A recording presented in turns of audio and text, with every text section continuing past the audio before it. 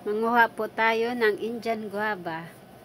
Naglibot-libot po ako dito sa likod bahay ng aming pinsan at nakakita po ako ng Indian guava.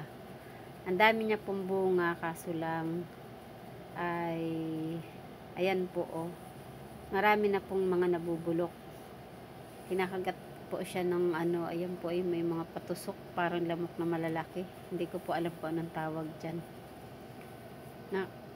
Excuse me po, nakakapanghinayang po dahil ayan po oh, ang lalaki po ng bunga niya, kaya lang ang dami na po ring bulok, gawa nga po nung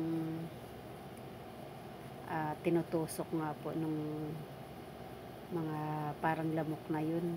Hindi ko po alam po anong tawag dun eh. Ayan po, ang dami pong bunga. Nanghihinayang po ako kasi nabubulok lang po yung mga bayabas dito. Eh sabi po ng pinsan ko, hindi naman daw po sila mahilig sa bayabas. Kaya ayan po, na nakita ko na may pwede pang pakinabangan, ay pinitas ko po at kakainin po namin mamaya sa jeep habang kami nagbabiyahe. At ngayon naman po ay sabi ng pinsan ko ay meron daw po siyang tanim ditong passion fruit. Eh hindi ko nga po alam kung ano po yung passion fruit. Ayan po, itinuro niya po sa akin yung anong itsura niyan. Pero bago yun ay kailangan po muna nating tingnan ang ilalim at baka po dito ay may sawa o cobra, ay nakakatakot. Ang dami na po kasi mga halaman. At ito po pala ang puno ng passion fruit. Ayan. Ang dami niya pong bunga oh. Hindi rin naman po nila kinukuha. Ang dami na rin pong ano, mga hinog. Pero kahit daw po hilaw pa, eh pwede na rin daw po yan. Ginagawa daw po yan juice. At first time ko pong makakakain ito ngayon.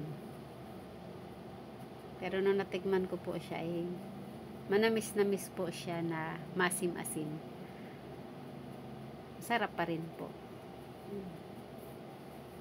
Ang dami na pong mga halaman dito.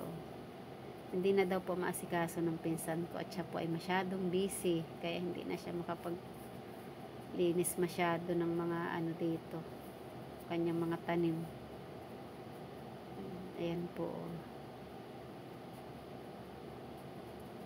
Pag madilaw-dilaw na po pala, pwede na daw kuhain.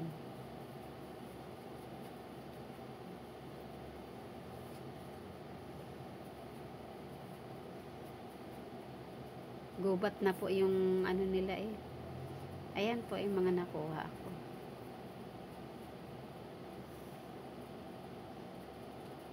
Sobrang dami na po nilang halaman.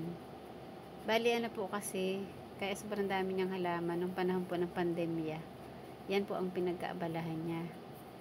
Nag-buy and sell po siya ng mga halaman.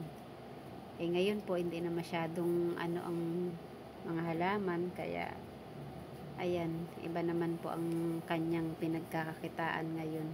Iba naman ang pinagkakaabalahan niya. Kaya medyo napapabayaan na niya yung kanyang mga pananim. Gubat na nga po eh. At ito nga po pala oh. Ganyan po pala